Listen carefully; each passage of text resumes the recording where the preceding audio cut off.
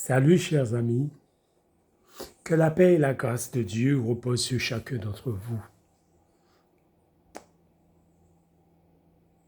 Nous poursuivons notre étude et je vous invite à la prière. Nous rendons gloire à toi, Éternel notre Dieu, pour ce privilège que tu nous donnes d'avoir part au Saint-Esprit. Selon ta promesse que ta parole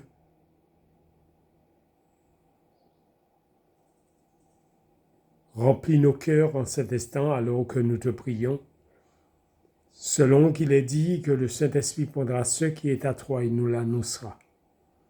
Viens, Saint-Esprit, éclairer notre intelligence et nous guider dans l'étude de ta parole.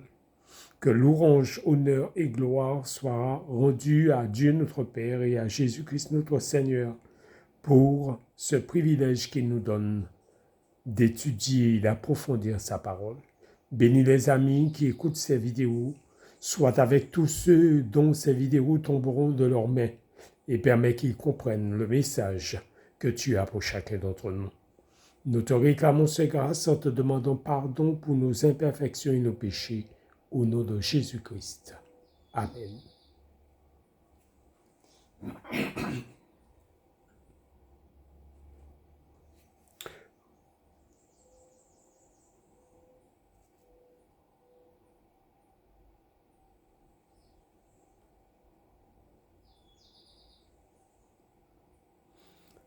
Chers amis, le Seigneur Jésus a été bon envers nous. Il nous garde selon sa parole et chaque jour nous vivons les bénédictions et les grâces qu'il a pour nous. C'est pour cela que nous sommes des enfants bénis dans le nom puissant de Jésus-Christ. Alors nous poursuivons notre étude du symbole à la réalité numéro 2. Du symbole à la réalité. Nous avons déjà dit un certain nombre de détails que je ne veux pas trop m'arrêter dessus.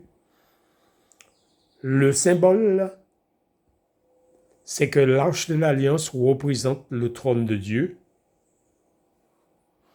Et le fait que nous l'avons examiné dans la bataille de Jéricho et la traversée du Jourdain nous permettait de comprendre que le trône de Dieu se déplace dans le symbolisme qu'il nous a donné.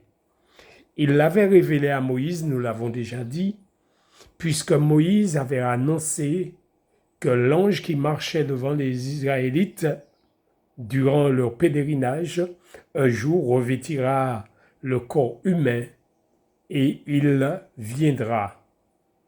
Et ceci s'est accompli dans l'accomplissement des 3 étapes du sanctuaire. Jésus-Christ est venu sur le parvis, dans le lieu saint et dans le lieu très saint. Aujourd'hui, nous vivons l'étape du lieu très saint. Donc, ce qui veut dire que la mission dont Jésus-Christ a accomplie sur la terre et à partir de l'année 31, il est mort et 3 jours après ressuscité.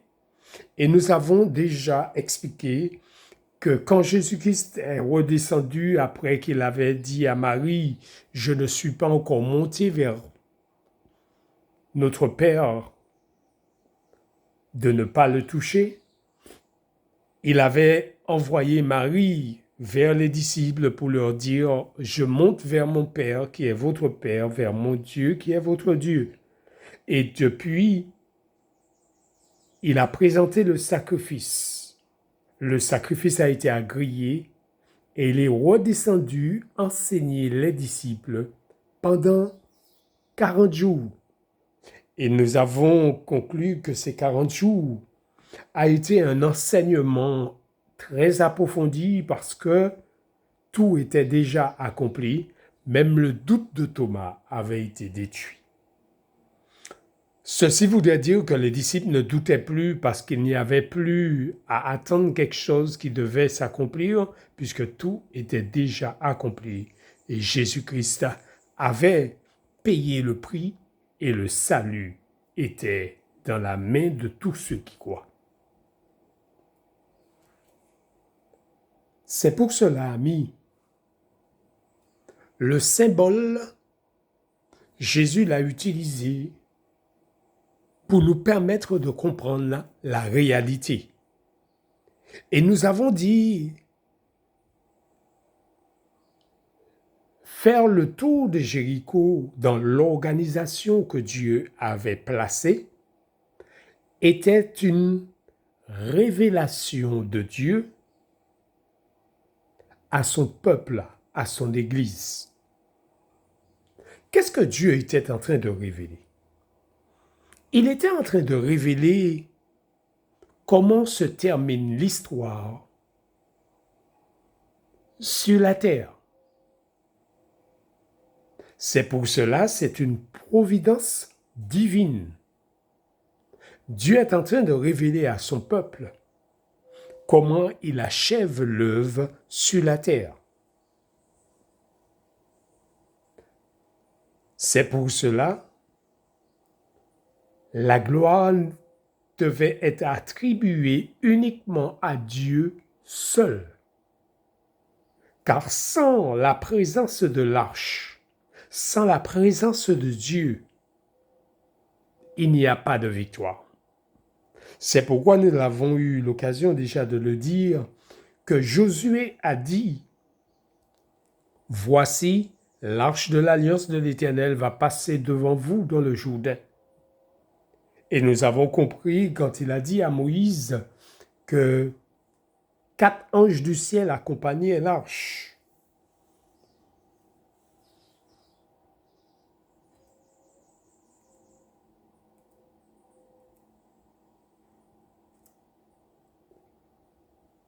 Quatre anges du ciel accompagnaient l'arche de l'Alliance quand les Israélites se déplaçaient dans le désert, et ce sont eux qui firent tomber la muraille de Jéricho et la livrèrent entre les mains des Hébreux.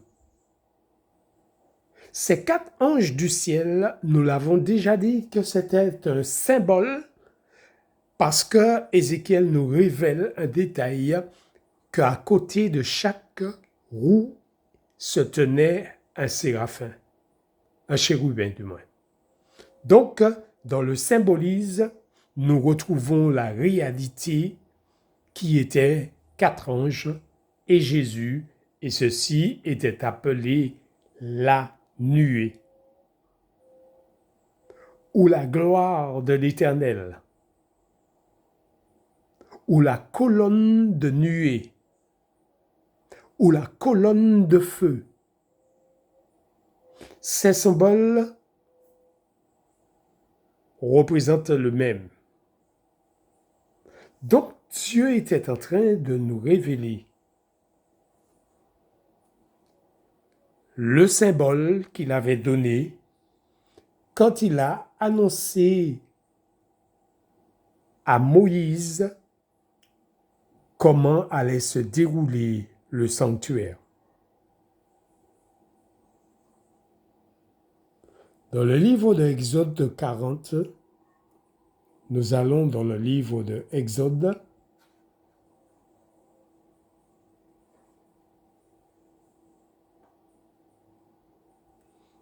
Exode, chapitre 40.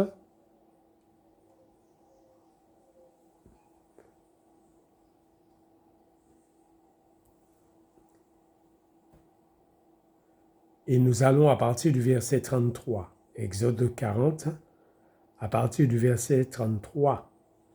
Voici ce qu'il est dit.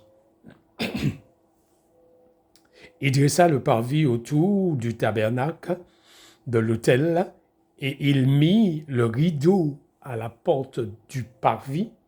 Ce fut ainsi que Moïse acheva l'ouvrage. Alors la nuée couvrit la tente d'assignation, et la gloire de l'Éternel remplit le tabernacle. Nous retrouvons les deux termes mentionnés ici. La nuée couvrit la tente d'assignation et la gloire de l'Éternel remplit le tabernacle. Au verset 35, il est dit, Moïse ne pouvait pas entrer dans la tente d'assignation parce que la nuée restait dessus et que la gloire de l'Éternel remplissait le tabernacle.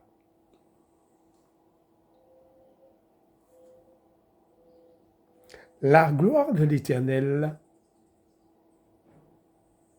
c'est la nuée. C'est la présence de l'Éternel. C'est pour cela l'arche représente la présence de l'Éternel.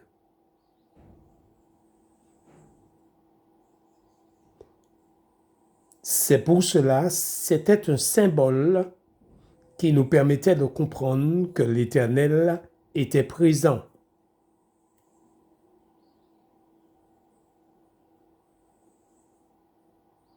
Dans le symbole, Dieu était en train de révéler son plan. Verset 37. On va lire à partir du verset 36, plus ou moins. Aussi longtemps que dure leur marche, les enfants d'Israël ne partaient quand la nuée s'élevait de dessus du tabernacle. Et quand la nuée ne s'élevait pas, ils ne partaient pas, jusqu'à ce qu'elle s'élevât.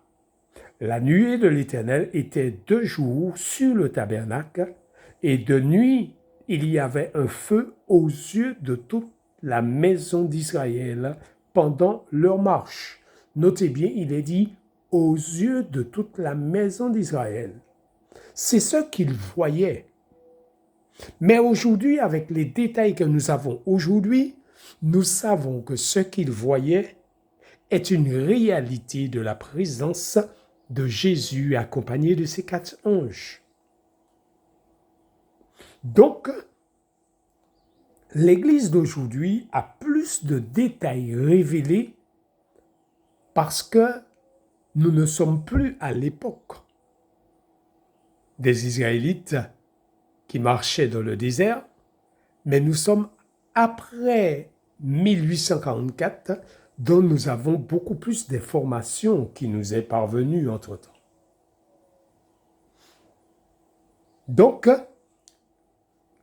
la nuée était considérée comme, quand il s'élève du propitiatoire, c'est lui qui donne la direction. Et le peuple suivait la direction qu'il donnait. Donc cette nuée est révélée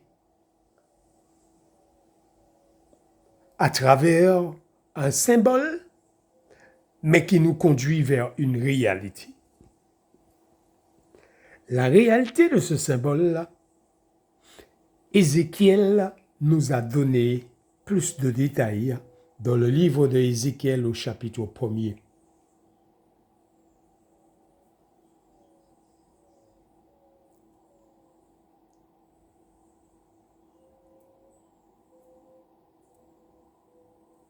Ézéchiel chapitre 1er.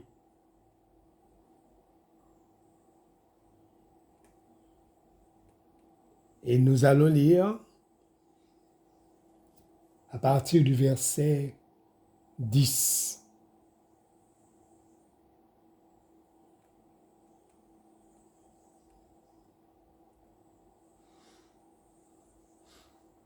Quant à la figure de leur face, ils avaient une face d'homme, tous 4,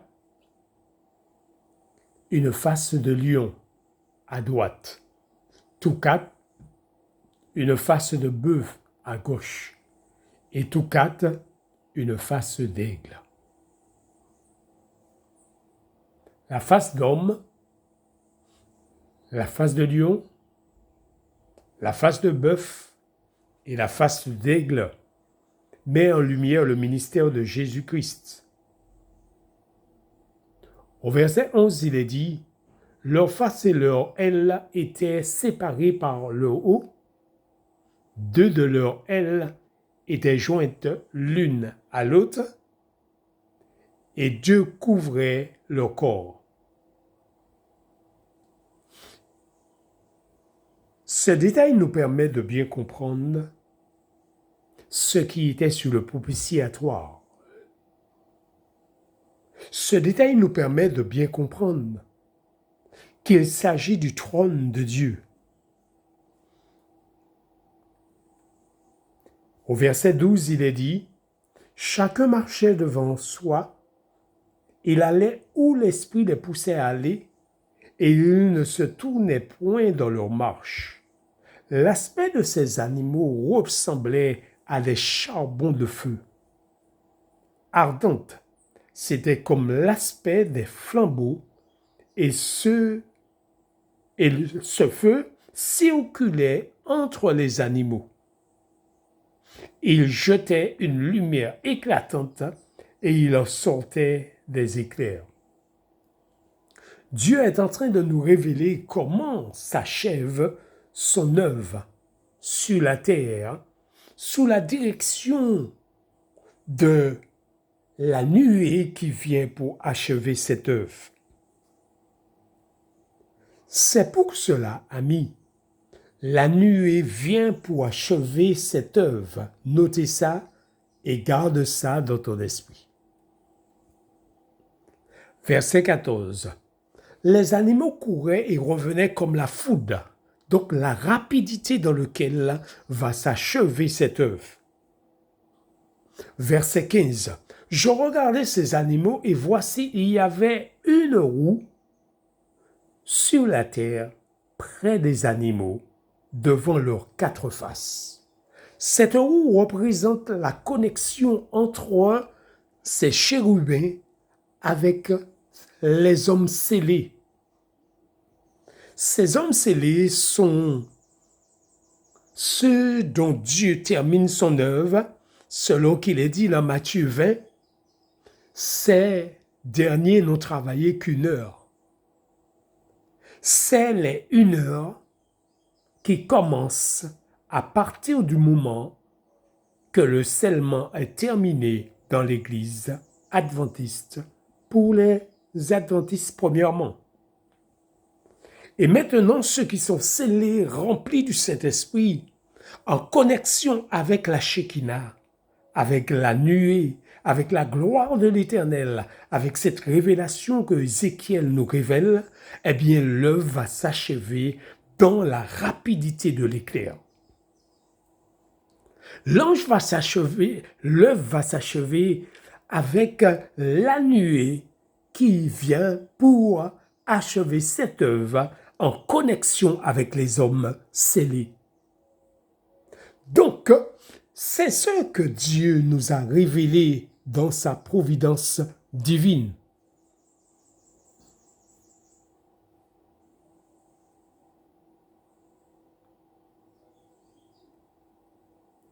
C'est pourquoi il est dit, en cheminant, elles allaient de leurs quatre côtés, et elles ne se tournaient point de leur marche. Elles avaient une circonférence et une hauteur effrayante. Et à leur circonférence, les quatre roues étaient remplies d'yeux tout autour. Dieu décrit la connexion dans laquelle se termine ce dernier message. Notez bien que Dieu est en train d'achever son œuvre. Quand la nuée se déplace, c'est comme devant la mer Rouge. C'est comme Jéricho. C'est comme au Jourdain. Dieu se dépasse dans des circonstances qu'il avait prévues dans son plan. Et ça, c'est la providence divine. La providence divine était déjà dans le plan divin, mais nous ne le savons pas. Nous avons eu l'occasion de parler de la croix dont il a caché dans la mort de Christ la victoire sur Satan et ses mauvais anges, et il nous révèle que la victoire était cachée dans la mort. Il savait que l'adversaire allait pousser les hommes à mettre à mort le Fils de Dieu. Mais dans la mort était caché le secret de la victoire. Toutes les fois où Dieu a triomphé, le secret est caché dans l'œuvre où Satan va faire. C'est pour cela que nous avons déjà une révélation, si nous réfléchissons, chers amis, concernant la fin des temps. Notez bien un détail ici. Verset 19. Quand les animaux marchaient, les roues cheminaient à côté d'eux. Et quand les animaux s'élevaient de la terre, les roues s'élevaient aussi.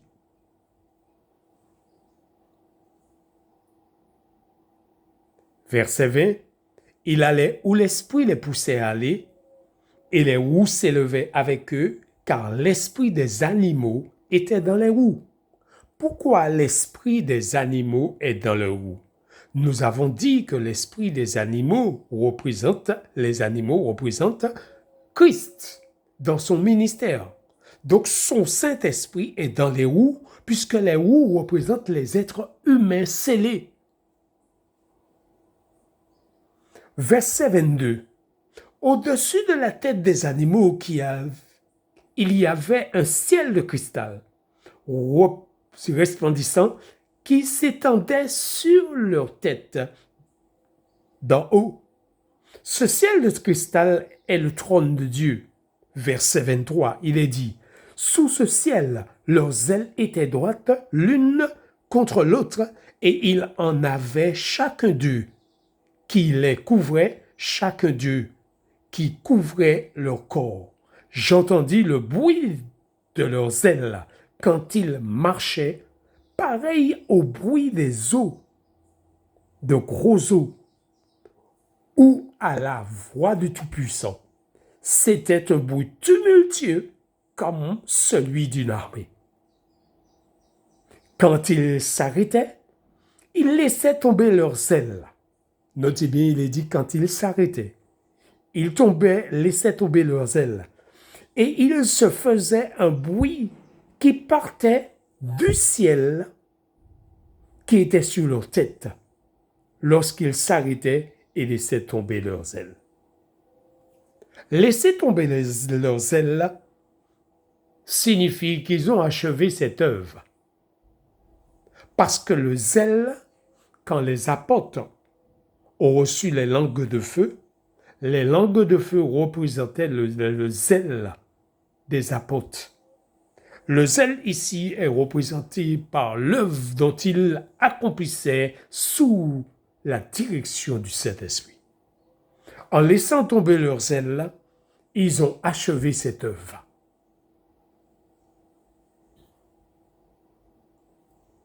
C'est pour cela, amis, verset 26, il est dit, « Au-dessus du ciel qui était sur leur tête, il y avait quelque chose semblable à une pierre de saphir en forme de trône.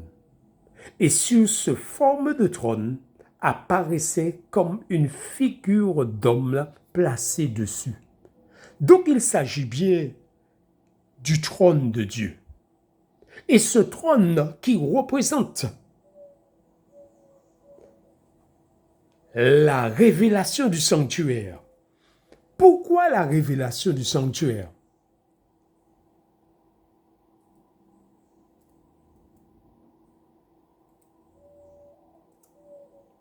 La révélation du sanctuaire nous révélait la Shekinah sur le propitiatoire.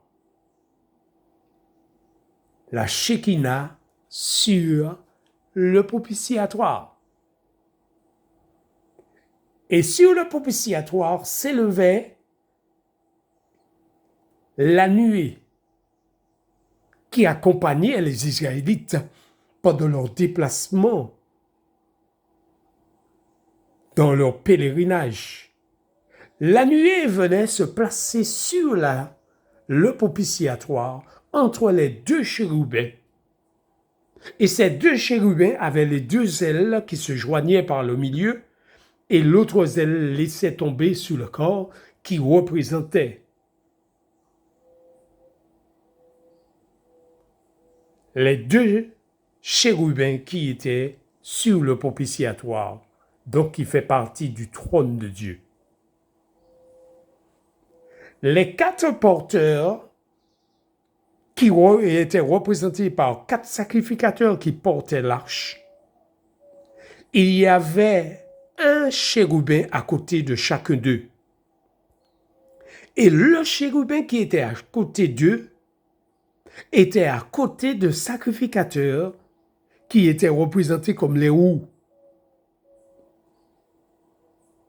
Ézéchiel est en train de nous révéler comment Dieu achève son œuvre. Ceci voudrait dire la nuée, la gloire de l'Éternel, vient pour achever cette œuvre en connexion avec les hommes scellés de l'Église adventiste et qui forment ces derniers qui vont travailler 1 heure. Donc les derniers qui travaillent 1 heure correspondent à la dernière période d'évangélisation où la Shekinah vient et en 1 heure, le travail est terminé. C'est pour cela, dans Matthieu 20, il est dit, ces derniers ont travaillé qu'1 heure. Ça veut dire que Dieu a déterminé une période où cette œuvre s'accomplit dans la rapidité de l'éclair, selon Ézéchiel, et sous la direction de la plénitude du Saint-Esprit, à travers des hommes scellés. C'est pour cela, dans l'esprit de prophétie, il nous dit que Dieu utilisera des moyens que l'homme n'imaginait pas. Donc, il utilise les médias. L'œuvre de Satan est utilisée par la présence de Dieu parce que Dieu est Dieu. C'est de la providence divine. Notez bien, chers amis, Dieu, tout ce qui est sur la terre lui appartient. C'est pour cela, il est le créateur du ciel et de la terre, et tout lui appartient. Donc il utilise tout comme il veut.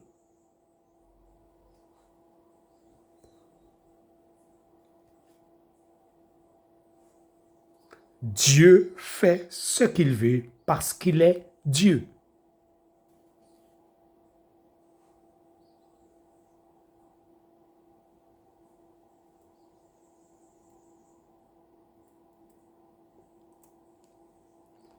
Donc sur le propitiatoire,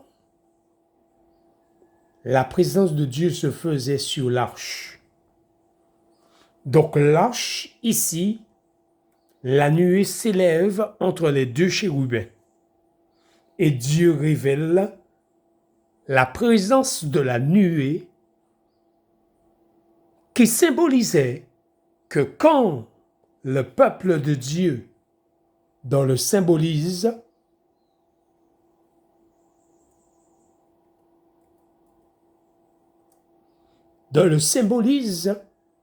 il représente ici la nuée, la gloire de l'Éternel, le tourbillon, la colonne de nuée ou la colonne de feu. Tous ces symboles représentent que Dieu se déplace avec son peuple dans l'accomplissement de la promesse.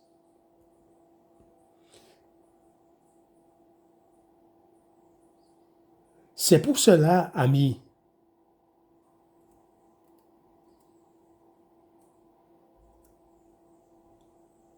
notez bien ce qui est présenté ici, chers amis, de la réalité, du symbole à la réalité. Notez bien ici, chers amis, l'image qui est devant toi. il y avait 7 sacrificateurs lors de la tour de Jéricho. Pourquoi les 7 sacrificateurs étaient placés devant? Avec 7 trompettes.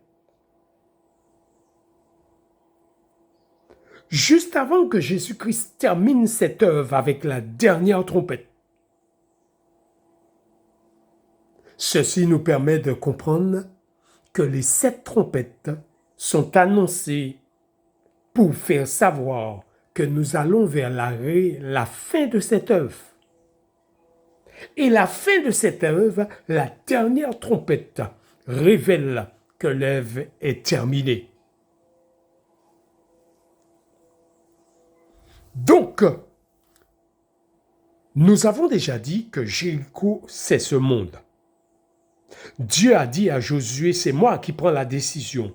Je te livre Jéricho, son roi et ses vaillants soldats.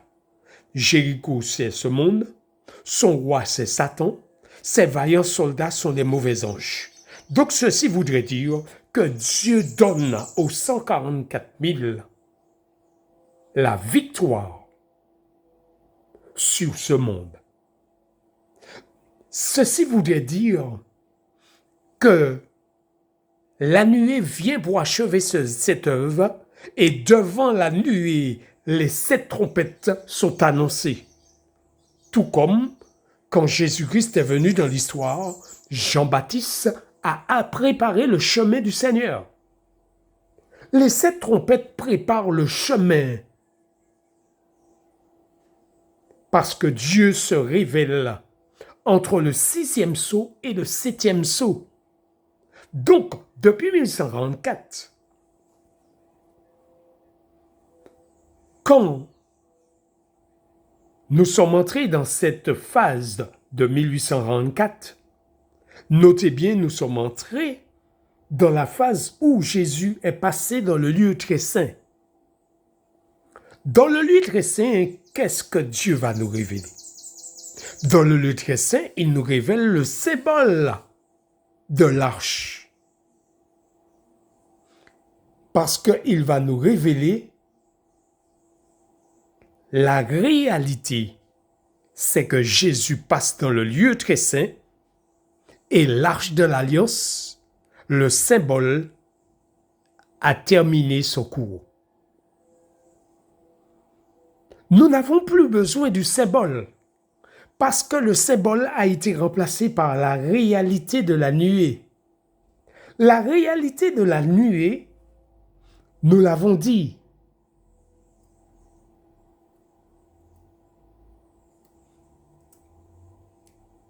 puisque la réalité de la nuée nous permettait de comprendre clairement qu'il s'agissait d'une révélation de Dieu à son peuple, c'est de la providence divine. Mais Dieu est en train de révéler à son peuple la réalité de la nuée.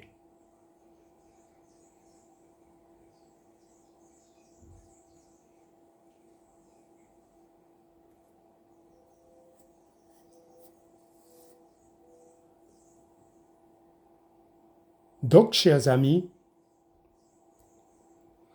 comprenez ce qui est dit ici dans le symbole.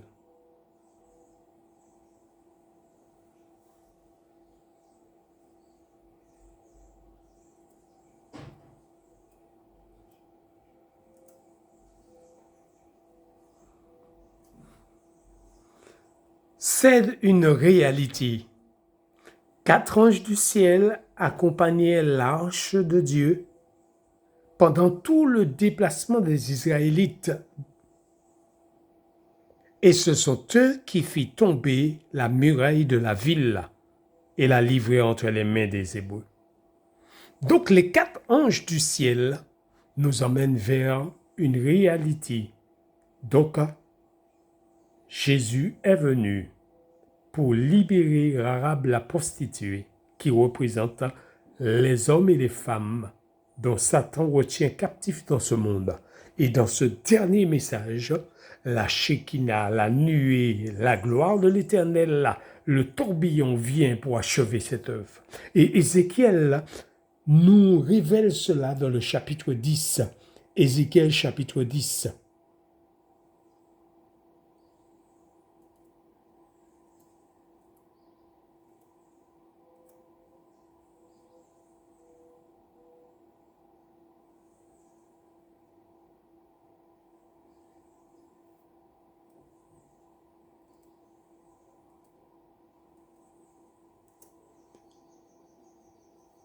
Ézéchiel chapitre 10.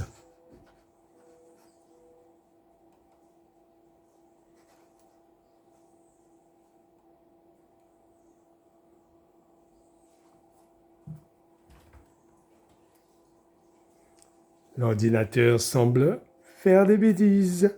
Alors pourquoi nous allons le lire dans la Bible directement? Alors je vais vous le lire dans le livre de Ézéchiel, ce qui nous est dit. Ézéchiel au chapitre 10.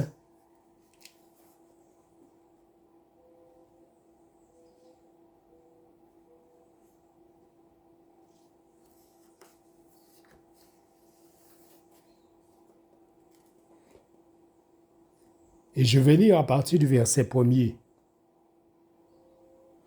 Je regardai et voici sur le ciel qui était au-dessus de la tête des chérubins, il y avait comme une pierre de saphir. On voyait au-dessus d'eux quelque chose de semblable à une trône, à une forme de trône. Et l'Éternel dit à l'homme vêtu de lin, va entre les roues, sous les chérubins, remplis les mains de charbon ardent que tu répandras entre les chérubins et répands-les sur la ville. Et il y alla devant mes yeux. Ces charbons ardents répandus sur la ville nous permettent de comprendre que Dieu achève son œuvre. Au verset 18, il est dit « La gloire de l'Éternel se retira sur le seuil de la maison et il se plaça sur les chérubins. » La gloire de l'Éternel se retire sur le seuil de la maison et il se place sur le chérubin. Donc les chérubins représentent bien ceux qui portent l'arche de l'alliance. C'est la réalité. C'est le déplacement de l'Éternel avec les 4 anges. Et au verset 19, il est dit « Les chérubins déployèrent leurs ailes et ils s'élevaient de la terre. » Notez bien, ils s'élèvent de la terre. « Sous mes yeux, quand il partit accompagné des roues. » Il s'arrêtait à l'entrée de la tente. Il s'arrêtait à l'entrée de la porte de la maison de l'Éternel vers l'Orient. Et la gloire du Dieu d'Israël était sur eux, en haut. C'étaient les animaux que j'avais vus sous le Dieu d'Israël, près du fleuve de Kébar. Et je reconnus que c'étaient des chérubins. Chacun avait 4 faces, chacun avait 4 ailes, et une forme de main d'homme était sur leurs ailes. Leurs faces étaient semblables à celles que j'avais vues près du fleuve de Kébar. C'étaient les mêmes aspects, c'étaient eux-mêmes, chacun marchait devant soi. Ceci nous permet de comprendre une chose, chers amis. Tout est révélé ici dans le symbole, qui nous conduit dans une réalité de l'achèvement de l'œuvre de Dieu avec les 144 000, dont l'œuvre se termine avec la rapidité de l'éclair sous la direction de la nuée, révélée par Ézéchiel. Donc, ceci représente bien ce que nous avons dit, amis.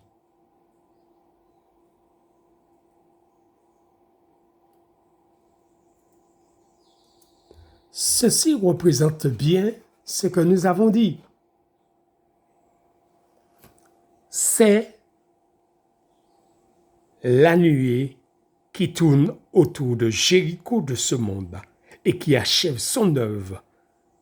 Donc Dieu nous a révélé sa providence divine, comment il achève cette œuvre autour de Jéricho de ce monde. C'est pour cela l'arche de l'Alliance était présent lors de la tour de Jéricho. C'est pour cela les 4 anges étaient présents lors de la tour de Jéricho. C'est pour cela Dieu a révélé la stratégie du combat. La stratégie du combat, c'est qu'en 1844, il est rentré dans le lieu très saint. C'est pour cela que l'œcuménisme ne veut pas que les hommes parlent du sanctuaire, parce qu'il sait que le sanctuaire révèle que ce que dit, ce qu'est enseigné, n'est pas la réalité. Et qu'il ne faut pas mélanger le symbole à la réalité. La réalité, c'est Dieu sur son trône qui gouverne le monde et tout ce qu'elle renferme.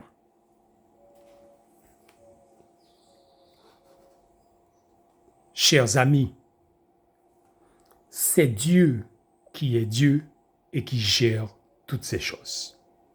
C'est lui qui dirige les événements. Le symbolisme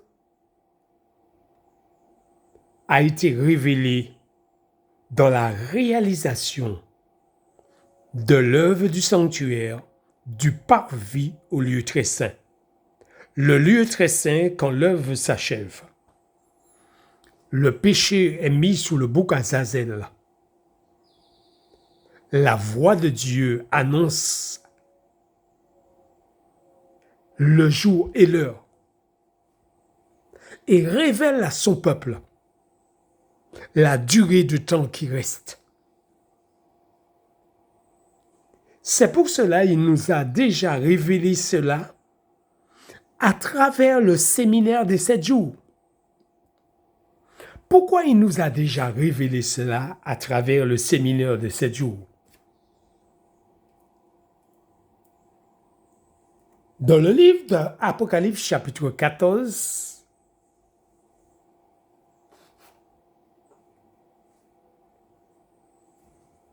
Apocalypse chapitre 14, il nous révèle le message des 3 anges. Le message des 3 anges, nous savons que c'est l'achèvement de cette œuvre. L'achèvement de cette œuvre se fait comment? À partir du verset 9, dans Apocalypse 14, il nous présente le message des 3 anges, mais particulièrement la partie concernant la Odyssée. La Odyssée est un dernier message à faire connaître le monde, pour ne pas recevoir la marque de la bête. La Odyssée révèle ce message si quelqu'un adore la bête et son image et reçoit une marque sur la main droite ou sur le front, il boira lui aussi le vin de la fureur de Dieu versé sans mélange dans la coupe de sa colère. Et il sera tourmenté dans le feu et le souffle devant les saints anges et devant l'agneau. Ce dernier message révélé montre c'est de 7 jours en 7 jours, c'est-à-dire de sabbat en sabbat. C'est pour cela l'homme a institué le sabbat vert, qui représente un faux sabbat. Donc le vrai sabbat, c'est de 7 jours en 7 jours. Donc dans le séminaire des 7 jours, Dieu a révélé qu'on ne peut pas changer une semaine parce qu'une semaine comprend 7 jours. Donc Dieu a déjà révélé la victoire s'obtient de sabbat en sabbat dans l'adoration à Jésus-Christ. Donc l'adoration, c'est de sabbat en sabbat. Tu travailleras 6 jours et tu feras tout ton ouvrage, mais le 7e jour est le jour du repos de l'Éternel, ton Dieu. Jésus l'a observé dans le tombeau. Jésus-Christ l'a observé le saint sabbat lors de la création. C'est pour cela qu'il nous invite à l'observer.